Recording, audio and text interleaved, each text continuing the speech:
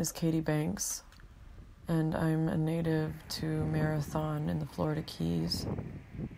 Hurricane Irma destroyed so much. It happens. It's happened to my family before. But what always surprises me is people. Not doing anything. Leaving the destruction there. Cleaning up Key West for the tourism. How much happens that nobody pays attention to. The forgotten. The ones that matter the most.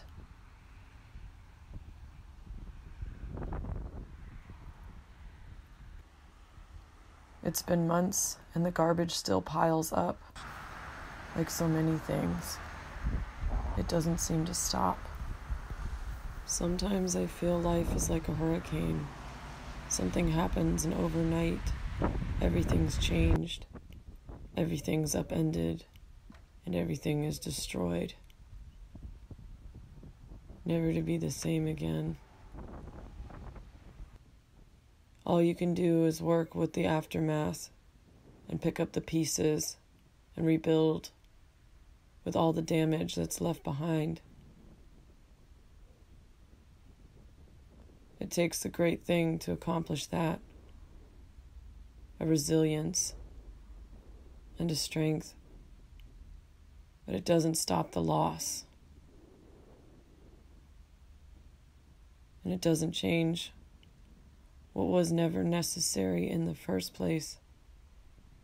What was better before. Something you can never get back to. And you always miss. It piles up like the wreckage of lives. It doesn't suit me, really.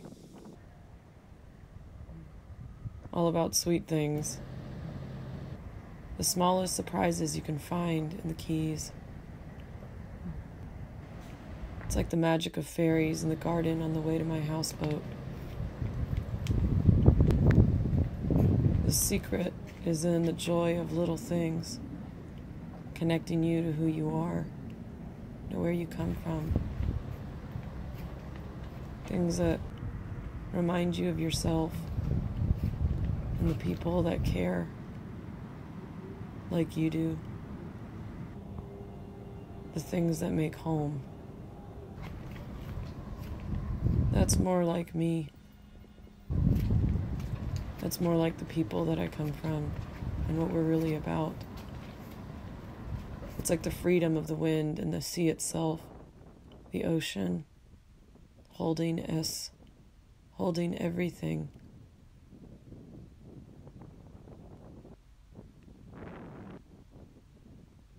But that doesn't change what is going on beneath. And I'm beginning to find out. My friend is missing. I've been trying to find her for the last few weeks. And I'm learning now about things I never thought I would be involved in. But I'm finding out more and more.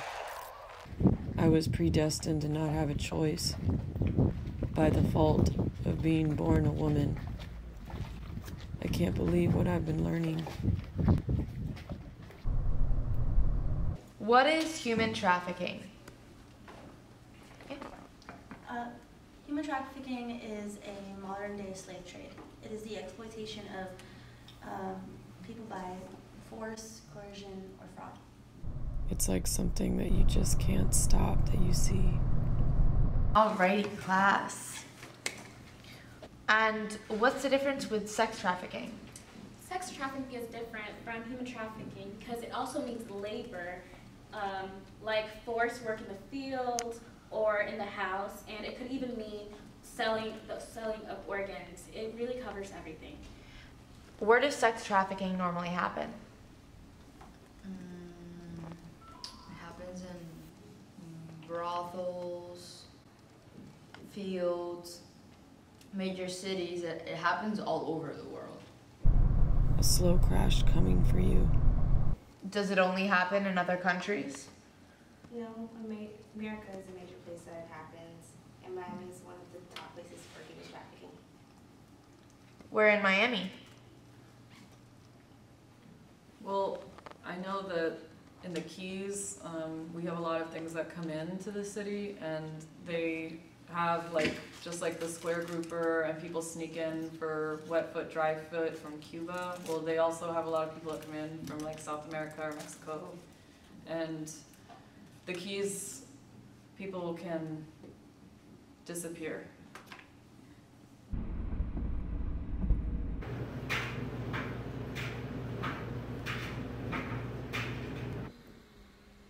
It's not just the destruction that gets ignored on the side of the road.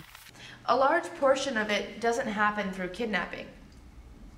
That is a part of it, but usually what's more focused on is the drama narrative by the media, when most of it's happening all around us. Where are some of these places?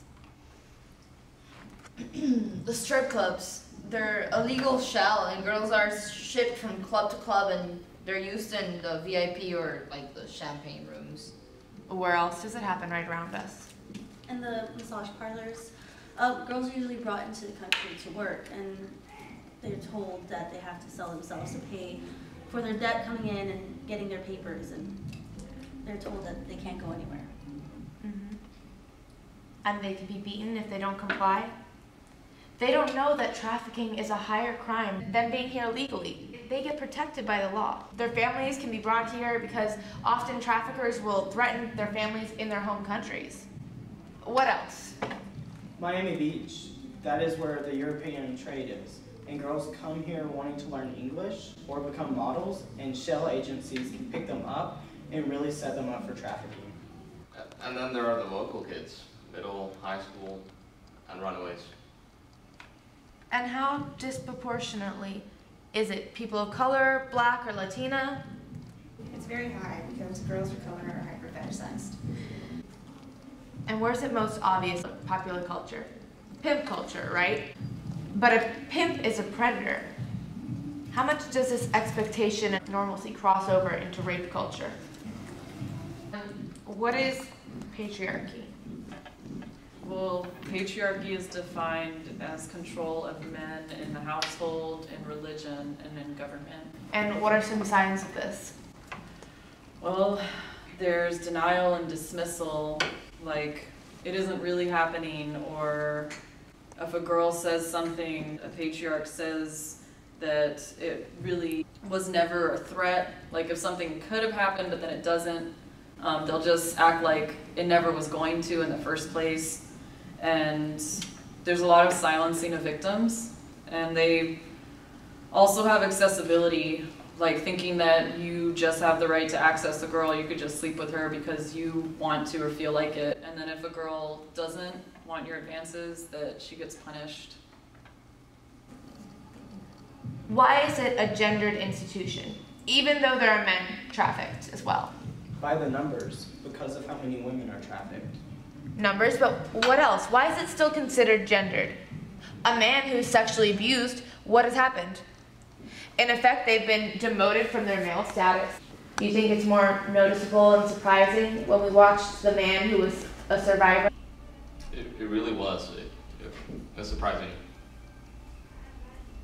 And what do you think that says to you, that it was surprising? Does it make the status more obvious once it's removed? Yeah, it was really noticeable. It was uncomfortable. Does that show how we are expected that women go through these traumas? It says something to you about the normalcy, doesn't it? What else does this do to the man? If the boys don't even get offered help because they're called players, especially high risk are transgender youth who've been kicked out on the streets, hyper-fetished in clubs and their communities. They don't get the support and are not ever able to talk about it. So statistics. It's the destruction that gets ignored all around you. It changes the body, and trauma lives in our body. It changes the body's function. The brain is rewired by trauma. And the neurons now rewire and bypass the prefrontal cortex and go straight to the amygdala. It develops to be more efficient so that it will jump straight to fight or flight, learning by repeated experience to develop and react. And people judge them for reacting.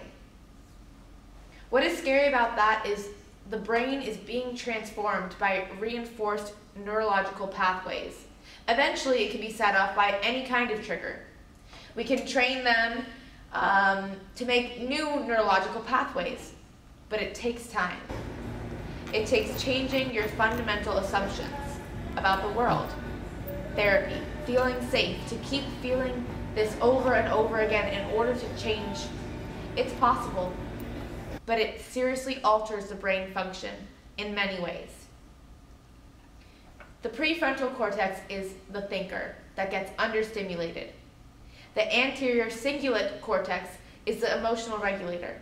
You have a very hard time regulating emotions, and your fear is overstimulating by the amygdala. So this one can't think, this one is going crazy, and this one can't regulate the emotion. They'll be different from us if someone's going through these changes. Suicidal, self-harming thoughts or behaviors, irritability, regression, acting younger, triggers and flashbacks. Night terrors, that of course. Sleep affects everything. Memory loss, intrusive thoughts, and you blame yourself. A deep sense of shame. Not just shame for what happened, but shame for not being able to control your emotions. You feel ashamed for not being able to think or function cognitively, and you feel you should be able to because everyone else is. In this way, you become ashamed about everything about yourself because it's affecting your psychology. Difficulty establishing trust. One of the biggest reasons they have trouble getting the help they need. They feel they can't trust, so we will leave, or they will push and push and push because you're going to turn on me, you're going to reject me, I'm going to do it first. This is one of the most disruptive things we deal with all the time with survivors of trauma. And when I do the training professionals, I tell them it's not their responsibility to trust us. It's our responsibility to be trustworthy. It's our responsibility to reach out, to understand that they don't trust us, to help them get control, help them get predictability. That's the key. Get through that barrier.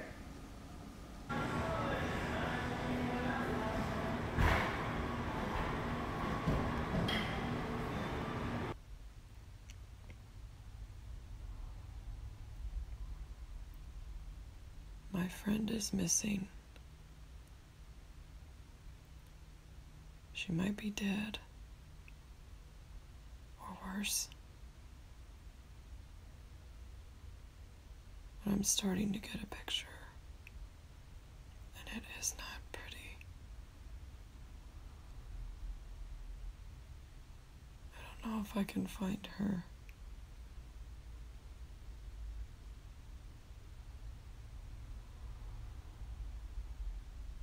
I know I can't go back.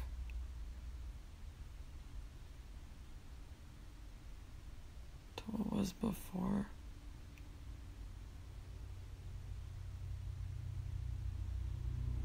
And I'm so sorry.